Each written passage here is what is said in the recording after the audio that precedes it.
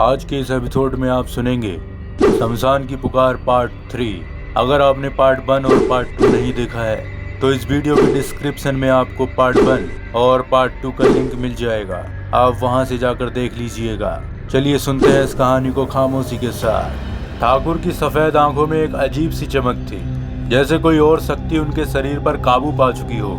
विजय, रोहित, अमन और बाबा घबरा गए, लेकिन बाबा को समझने में देर नहीं लगी कि ठाकुर पर किसी और आत्मा का साया था। ये क्या हो रहा है बाबा? अमन ने घबराते हुए पूछा। बाबा ने गहरी सांस ली और कहा, ये केवल सविता की आत्मा नहीं है। ठाकुर के पापों ने कई आत्माओं को जन्म दिया है, लेकिन सविता तो ठाकुर से बदला लेना चाहती थी। फिर ये क्या है? विजय ने पूछा।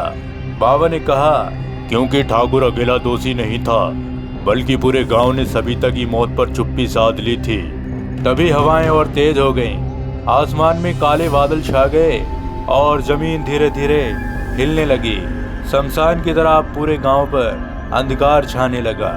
ठाकुर अचानक जोर जोर से हंसने लगा और भयानक और खौफनाक आवाज में बोला, तुम सब सोच रहे थे कि मैं डर जाऊंगा। सविता को मैंने ही जलाया था, लेकिन मैं अकेली नहीं थी। इतना कहते ही ठाकुर के पीछे कुछ और आकृतियां प्रकट होने लगीं। ये वे लोग थे जिन्होंने सविता के साथ अत्याचार किया था। कुछ अब भी जिंदा थे, कुछ पहले ही मर चुके थे, लेकिन वे सभी अब किसी अनजान शक्ति के बस में थे। इस गांव पर हमने जो किया उसका कोई हिसाब नहीं मिलेगा, ठाकुर चिल्लाया।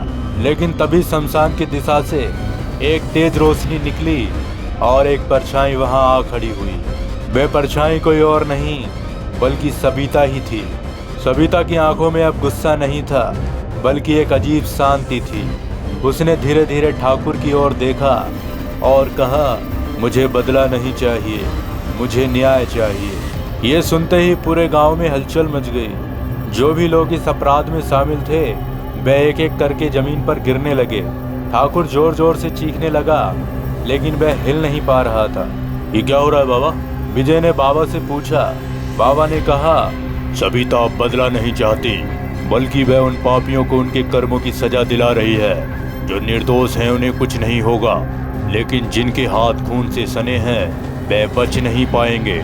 ठाकुर की चीखें धीरे धीरे शांत हो गईं। उसकी सफेद आंखें फिर से सामान्य हो गईं और वे जमीन पर गिर पड़ा।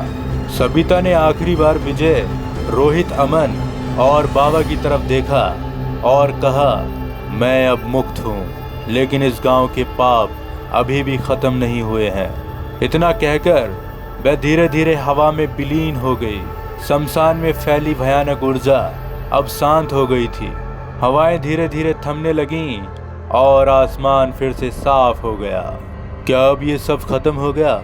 रोहित ने राहत की सांस लेते हुए बाबा से पूछा। बाबा ने गहरी आवाज में कहा, अब सविता की आत्मा को मुक्ति मिल गई है। अब उम्मीद है कि इस गांव में शांति और सुख वापस आ जाएगा। गांव में धीरे धीरे सब कुछ सामान्य होने लगा, लेकिन विजय, रोहित और अमन के मन में अब भी वही डर था।